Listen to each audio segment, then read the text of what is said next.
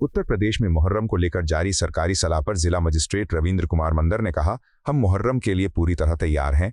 ताजिया Karbala के लिए दिशा निर्देश पहले ही जारी किए जा चुके हैं। शांति समिति की बैठकें हो रही हैं। लोगों को सलाह दी गई है कि वे मुहर्रम को पारंपरिक तरीके से मनाएं। हथियारों का प्रदर्शन करने की अनुमति नहीं दी जाएगी। उनको लेकर भी तैयारियां पूरी हैं और जितने जो ताजिए हैं, जितने करबला हैं, उसको लेकर भी जो दिशा निर्देश हैं पूर्व में जारी कर दिए गए हैं। थाना स्तर की बैठकें हो गई है। कल एक बड़ी बैठक इसमें रखी गई है पीस कमेटी की, उसमें भी दिशा निर्देश दिए जाएंगे। कहीं पे भी हाइट ऊपर ना हो जिसके कारण कोई पेड़ कटाई हो, कहीं पे तार हटाने पड़े, वो किसी भी दिशा में स्वीकार नहीं है। कोई नई परंपरा नहीं लगने दी जाएगी और लोग जो ट्रेडिशनल तरीके से जो मुहर्रम किया जाता है उसी प्रकार से वो रहेगा।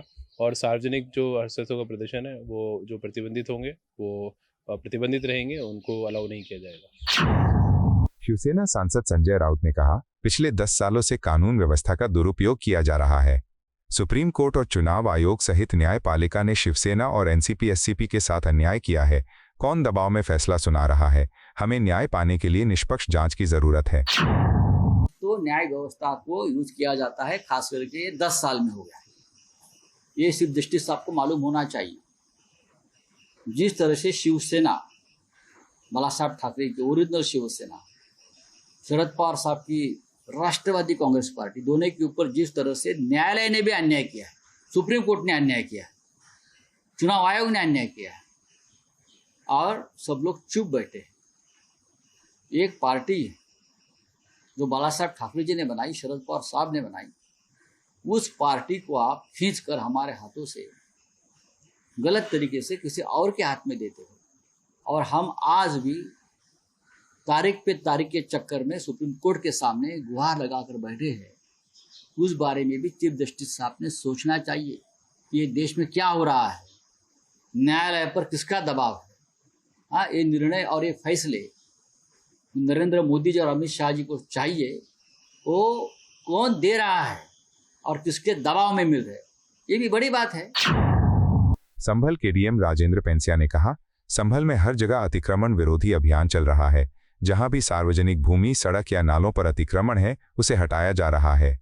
पहले नोटिस दिया जाता है और अगर फिर भी नहीं हटाया जाता है तो नगर पालिका द्वारा ध्वस्तीकरण किया जाता है। चंदोसी, बहजोई, संभल, सिरसी सब जगह अतिक्रमण मुक्ति का अभियान चल रहा है और जहां जहां सार्वजनिक भूमि पर, रोड पर और नाले के ऊपर अतिक्रमण है, उसे 100% हटाया जा रहा है और उसमें पहले सत्यापन किया जाता है, प्रॉपर नोटिस दिए जाते हैं और नोटिस देने के बाद यदि वो स्वयं ध्वस्त नहीं करते तो फिर नगर पालिका परिषद और राजस्व विभाग के द्वारा मिलकर ध्वस्त कराया जाता है। कोलकाता लॉ कॉलेज गैंगरेप मामले पर आरजेडी सांसद सुधाकर सिंह ने कहा, देश भर में जिस तरह से महिलाओं के खिलाफ अपराध हो रहे हैं वो बेहद चिंताजनक है। दिल्ली और केंद्र दोनों में ही बीजेपी सरकार इस मुद्दे को सुलझाने में पूरी तरह विफल रही है। पूरे देश स्तर पे महिलाओं के साथ जिस तरीके से दुर्व्यवहार, दुराचार हो रहा है, यह भाजपा शासित जो दिल्ली और देश की जो सरकारें हैं ये विफल हैं और ये इसके लिए कठोर कानून होने के बावजूद भी कानून का पालन नहीं होना, यह केंद्र सरकार की और इसके जो एजेंसियां हैं उसका फेलियर मैं मानता हूँ। ये कहीं भी घटना में चूंकि महिलाओं के प्रति आरएसएस और बीजेपी का दोहरा चरित्र रहा है। कभी भी आप देखेंगे तो भाजपा और आरएसएस के लोगों का पूरा जो चाल चरित्र है महिलाओं को एक्सक्लूड करने का रहा है। आप उसके संगठन में आरएसएस में देखेंगे तो महिलाओं का प्रवेश वंचित है। तो महिलाओं के प्रति जो दोहरा चरित्र है, जो सत्ता में बैठे लोग हैं दिल्ली में, उसका दुष्परिणाम है कि व्यापक पैमाने पर बिहार, बंगाल, दिल्ली, महाराष्ट्र कहीं पर भी इस तरह की घटनाएं घटती जा रही हैं। कोलकाता में कथित सामूहिक बलात्कार मामले पर महिला कार्यकर्ता वर्षा मिश्रा ने कहा, कोलकाता में 24 वर्षीय कानून की छात्रा के साथ एक व्यक्ति और उसके साथियों ने क्रूरतापूर्वक बलात्कार किया क्योंकि उसने उससे शादी करने से इनकार कर दिया था। उसे 3 घंटे तक पीटा गया, बलात्कार किया गया और फिर उसका वीडियो बनाया गया। उन्होंने उसे धमकी भी दी कि वे वीडियो को लाइव कर देंगे। मैं हमेशा कहती हूं कि महिलाएं कहीं भी सुरक्षित नहीं हैं, चाहे वो डॉक्टर हों या वकील, पेशेवरों को उनकी डिग्री देने से पहले एक चरित्र प्रमाण पत्र जारी किया जाना चाहिए। देखिए, कलकत्ता में जो 24 साल की लॉ कॉलेज की छात्रा जो थी, उसके साथ उसके ही मिलने वाले एक मित्र समझिए, उसने अपने और साथियों के साथ और सहयोगियों के साथ ब्रूटल रेप अंजाम दिया है। और उस छात्रा को सिर्फ इस बात की सजा मिली है कि उसने उस गंदी मानसिकता वाले इंसान से शादी करने से मना कर दिया। उसके खुन्नस में आके उसने अपने मित्रों के साथ उसके साथ गैंग रेप किया, सामूहिक बलात्कार किया, 3 घंटे तक लगातार उसके साथ मारपीट करी, बलात्कार किया और उसका लाइव वीडियो बनाया और उसको थ्रेटन किया कि उसको लाइव कर देंगे और सोशल मीडिया पे डाल देंगे और उस तरह से उसको थ्रेटन करके उसको ब्लैकमेल भी किया। तो अब इसमें यह है कि देखिए, मैं हमेशा से ये कहती रही हूँ कि कहीं भी वुमन सेफ नहीं है। अब लॉ के स्टूडेंट और वो जो अक्यूज है वो ऑलरेडी लॉ की प्रैक्टिस कर रहा है और लॉ की प्रैक्टिस कर रहा है, क्रिमिनल लॉयर है जो खुद इस तरह की क्रिमिनल मेंटालिटी रख रहा है, वो और पीड़ितों को क्या न्याय दिलवाएगा? ये एक बहुत बड़ा सवाल है। और इस तरह की गंदी मानसिकता वाले, और मुझे तो लगता है कि हर प्रोफेशन में, डॉक्टर हो या लॉयर हो या किसी भी प्रोफेशन में, डिग्री देने से पहले आप जब एक डिग्री देते हो, प्रोफेशनल डिग्री सारे इंस्टीट्यूट देते हैं, तो वो डिग्री देने से पहले उस इंसान या उस स्टूडेंट के चरित्र का भी एक सर्टिफिकेट लगना चाहिए, जो ऐसे लगता तो है लेकिन फॉर्मली लगता है, वो ऐसे ही साइन करके दे दिया जाता है। लेकिन बाकायदा एक ऐसी हर बड़े इंस्टीट्यूट में इस तरह की टीम होनी चाहिए कि वो पहले उसका वो पता करे कि वो किस तरह की मानसिकता है, उस पे इस तरह के गंदे कोई इल्जाम नहीं लगे हैं या कुछ इस तरह की गतिविधि में वो इन्वॉल्व नहीं रहा है, उसके बाद उसको डिग्री देनी चाहिए। क्योंकि ये डिग्री लेके फिर समाज में खुले घूमते हैं और उसके पंजे में, उसके शिकंजे में कितने पीड़ित लोग जो सही में बहुत तकलीफ में होते हैं और अपने पैसा खर्चा करके इन प्रोफेशनल्स के पास जाते हैं, तो जो खुद ही इस तरह की मानसिकता वाला होगा वो किसको क्या न्याय दिलाएगा। आरजेडी नेता तेजस्वी यादव के बयान पर बिहार के उप मुख्यमंत्री विजय कुमार सिन्हा ने कहा, आरजेडी की मानसिकता संविधान विरोधी है, जिसका उद्देश्य संवैधानिक संस्थाओं का अपमान करना और उनके खिलाफ भ्रम का माहौल बनाना है। आरजेडी कांग्रेस गठबंधन बंगाल की राह पर चल पड़ा है और ममता बनर्जी का प्रभाव स्पष्ट है। ये अब भारत के लोग नहीं रहे, ये बांग्लादेशियों की भाषा बोलने लगे हैं। राजद का मानसिकता संविधान विरोधी, संवैधानिक संस्था का अपमान करना, उसके विरुद्ध भ्रम का वातावरण बनाना, ये बंगाल के राह पर चल चुका है राजद कांग्रेस। ममता बनर्जी के संगति का असर दिखाई पड़ रहा है। ये भारत के लोग अब नजर नहीं आते, ये बांग्लादेशियों की भाषा बोलने लगे हैं। जब भारत का चुनाव आयोग पारदर्शिता से, पवित्रता से वोटरों की पहचान करके मतदान 100% सुनिश्चित करना चाहता है, तो ऐसे लोगों को बेचैनी क्यों है? ये जंगल राज वाले लोग बुत से जिन निकालते थे, उस खेल में फेल हो रहे हैं और जान रहे हैं कि अगली बार सरकार नहीं बनेगी, तो पहले से अपनी हार की भूमिका बना रहे हैं। ऐसे मानसिकता के लोग संविधान के विरोधी है, लोकतंत्र का दुश्मन है, परिवारवाद को मजबूत करने के लिए किसी भी स्तर पर गिर सकता है। दिल्ली की मुख्यमंत्री रेखा गुप्ता ने भाजपा महिला मोर्चा की मॉक संसद को संबोधित किया। आपातकाल के 50 साल पर उन्होंने क्या कहा? जिन्होंने आवाज उठाई उन्हें कुचल दिया गया। देश ने इतिहास में ऐसा काला अध्याय कभी नहीं देखा। कोई कानून नहीं, सब कुछ मात्र प्रधानमंत्री इंदिरा गांधी जी के कहने पे चल रहा था। कोई आवाज उठाता था, उसे कुचल दिया जाता था। लोगों ने आवाज उठाई कि देश में भुखमरी है, बेरोजगारी है, गरीबी है, उसकी ओर ध्यान नहीं जा रहा। उन्होंने कहा कि गरीबी नहीं रहेगा तो गरीबी भी नहीं रहेगी। नसबंदी पकड़ पकड़ के लोगों की शुरू करवा दी, यहां तक कि बच्चों की, युवाओं की भी। देश ने ऐसा काला अध्याय कभी नहीं देखा।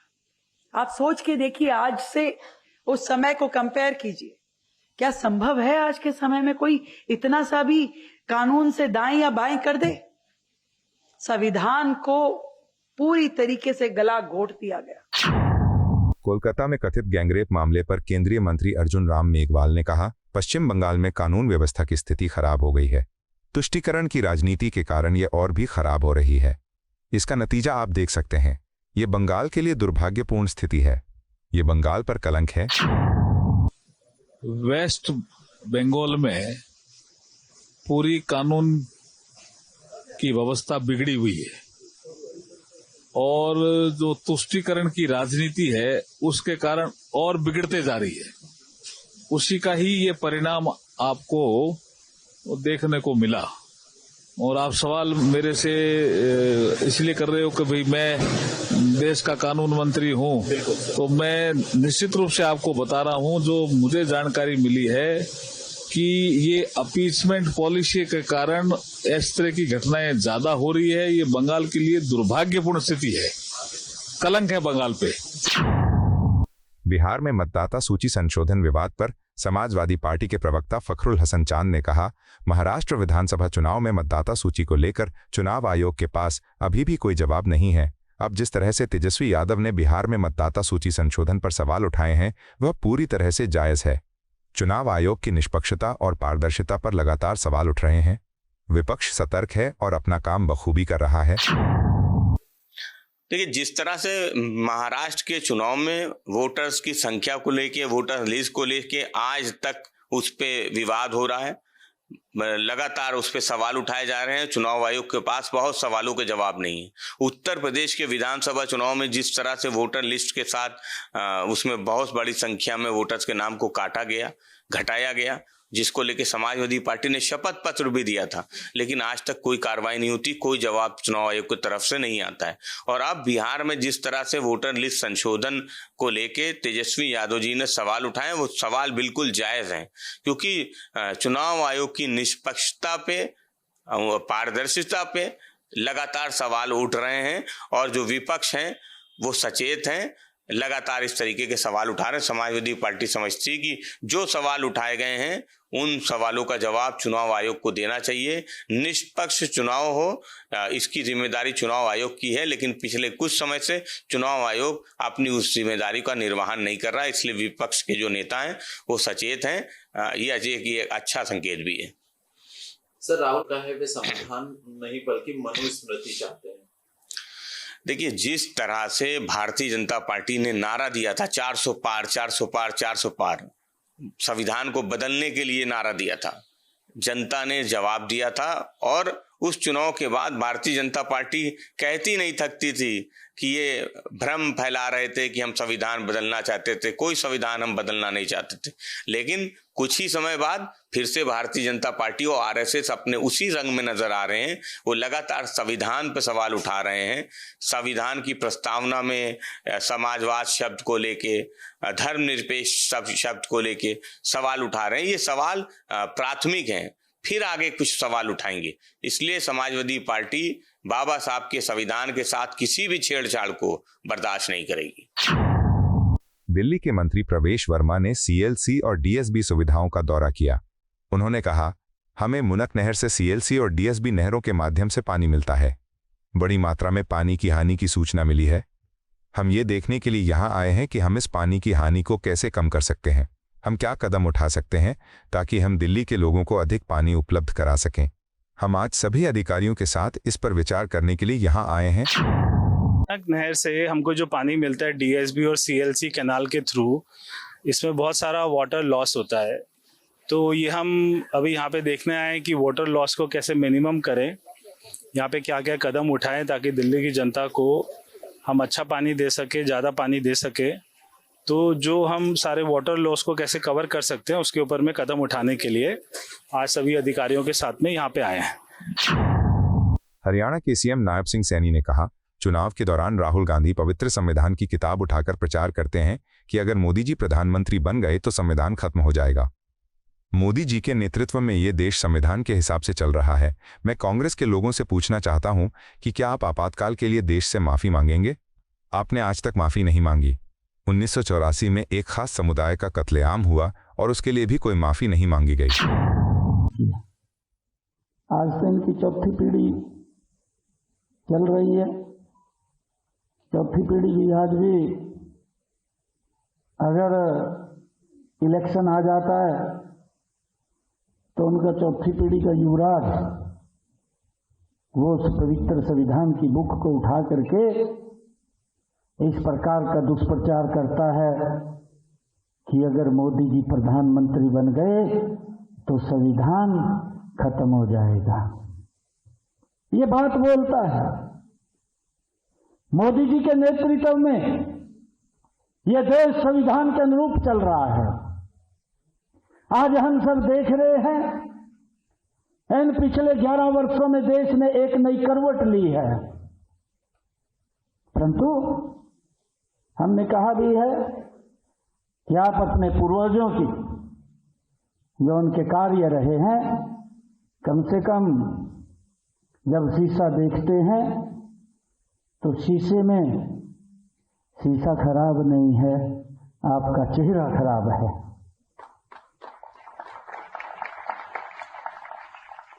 जब आप शीशे में देखते हैं फिर उंगली उठाते हैं शीशे के ऊपर, वो शीशा खराब नहीं, आपका चेहरा खराब है। अगर इनके पूर्वजों का देखें, सरदार वल्लभ भाई पटेल जिन्होंने इस देश को, इस देश के संविधान के अनुरूप 562 रियासतों को एकजुट करने का काम सरदार वल्लभ भाई पटेल ने किया। एक ही रियासत इनके जिम्मे आई, जवाहरलाल नेहरू, उसी रियासत के अंदर पूरे देश को भुगतना पड़ा। किस प्रकार का भेदभाव देश के साथ किया गया। जो रियासत जम्मू कश्मीर थी, जम्मू कश्मीर के अंदर जाने के लिए भी परमिट लेना पड़ता था, और वहां जम्मू कश्मीर के अंदर 2 संविधान थे। जम्मू कश्मीर में 2 प्रधान थे, 2 निशान थे। हम सब इस बात को जानते हैं। कितने लंबे समय से पूरा देश उस गलती को भुगत रहा था, परंतु अपनी गलती को कभी स्वीकार नहीं किया। आपको यह वीडियो पसंद आया हो तो इसे लाइक करें, हमारे चैनल को सब्सक्राइब करें।